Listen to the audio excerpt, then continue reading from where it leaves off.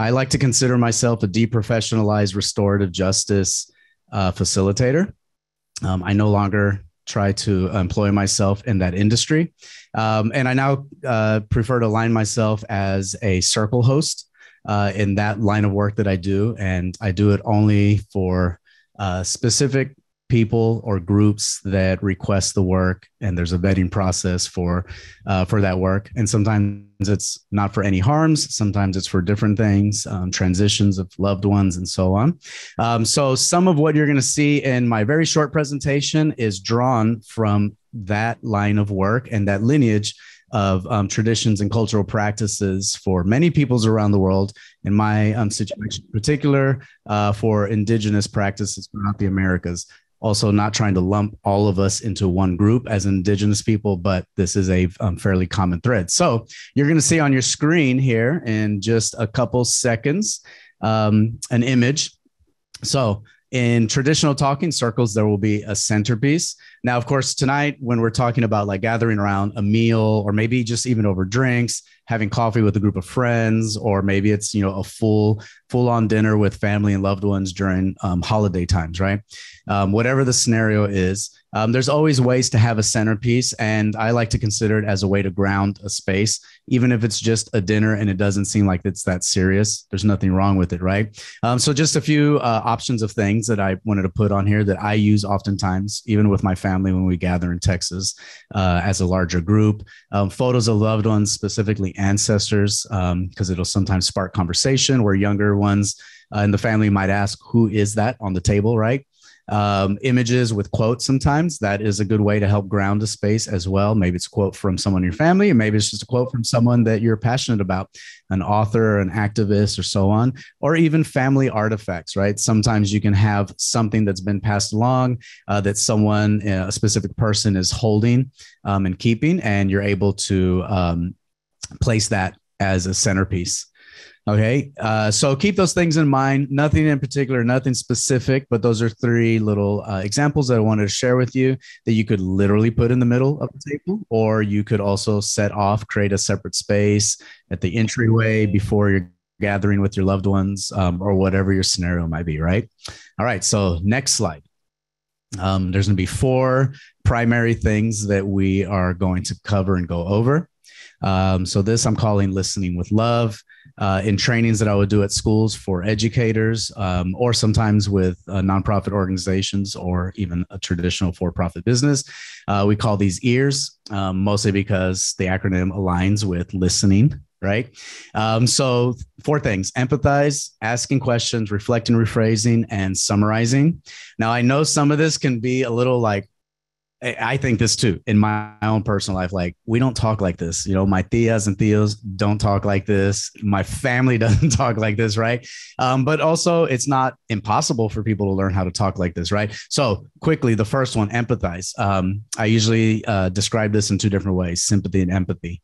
I like to look at it as sympathy is when you don't have the actual experience, but you can have feelings for someone and what they're going through. You can feel for them, you can feel bad for them, you can feel sad for them, and so on. Empathy, I like to articulate as you've actually been through the thing that someone else is going through. Therefore, you can empathize with them because you know what it's like to go through that thing, right? So having empathy for others, even when you're in disagreement, is a good way to ground yourself and situate yourself in a way to be open to listening to other people's perspectives, even when we disagree with them. Next one, asking questions. This is always the first one. Counselors at schools, especially elementary schools, are really good at this, right? Asking questions like, oh, wow, I heard you just say whatever it might be. Can you tell me more about that, right? So asking questions, we're going to have some examples for that in a minute. But asking questions is a really good, basic, simple way to engage in a conversation. Before we have rebuttals, we can ask a question, a clarifying question, and then add to what we want to say and offer.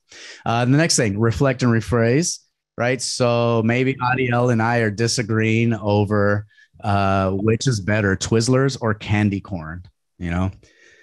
And we're disagreeing on that thing.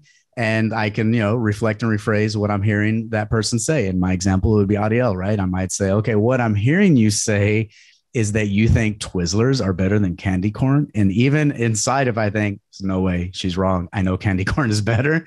Or maybe you think both of them are horrible. Who knows, right? But you can reflect and rephrase back what you're hearing. That way the person knows that you're actually listening to them if you are hearing it correctly and you're interpreting correctly, right?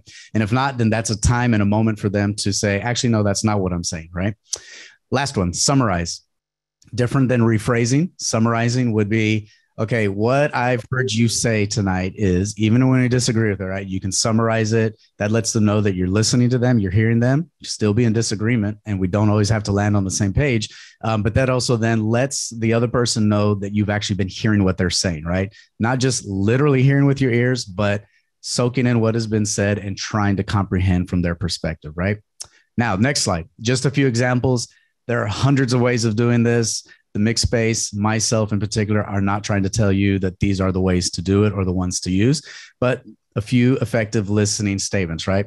The first one, from your point of view, and then you finish that up, right? You would say something like, from your point of view, I'm hearing you say that, right? And then that's letting you know that you're articulating, I'm just trying to gather what you're saying from your position, right? Adiel, do you want to read the next one just so people can hear it? Yeah. So the next one is, I really hear you saying that. Yes. Right. And then, of course, you just finish that off, right? Whoever Adiel is in disagreement with, it doesn't have to be a big, huge fight, but that's one way to rephrase things and let people know that you're effectively listening to what they're saying. And then a quick, just last two, right? I'll read these quickly because we want to jump into our full group discussion, but could it be that, right? And maybe there's confusion, or we feel there's confusion in the conversation, and you can just frame it by saying, well, could it be that you say you're saying this and I'm saying this, but we're kind of actually saying the same thing, but we feel like we're not actually on the same plane, right? And then the last one, let me see if I'm with you, right? And that would be rephrasing what you're hearing, right? This is a good rephrasing statement. Let me see if I'm with you. You're saying that, and whatever the disagreement, argument might be about, right? And then, of course, the last thing I want to say about this before we jump in and hear from you all in this larger group discussion, in talking circle practices, the assumption should never be that if you learn these skills, that you just won't have arguments or disagreements. You put humans in a room or a space together, and there are going to be disagreements. It doesn't matter how much restorative justice they've learned. It doesn't matter, what their religious background, their spiritual background. It doesn't matter, what they did that morning. We can always wind up in a conflict, and it's how you approach the conflict that's more important than do you just never have conflict, right? Because conflict is going to happen. It's going to surface. Okay. So, all right. So thank you for bearing with me through that. It's just a little glimpse into that line of work that I've done in the past and do currently as well. And so I just wanted to share some of that with us to kind of set the tone and ground us a little bit, and maybe get you all thinking about things that you've done, right? Because we want to hear tools, tips, and tricks that you all possibly use that could be different from this, or similar to this, but maybe done in a different way, right? So thank you for listening to that short presentation with us and by me. Thank you.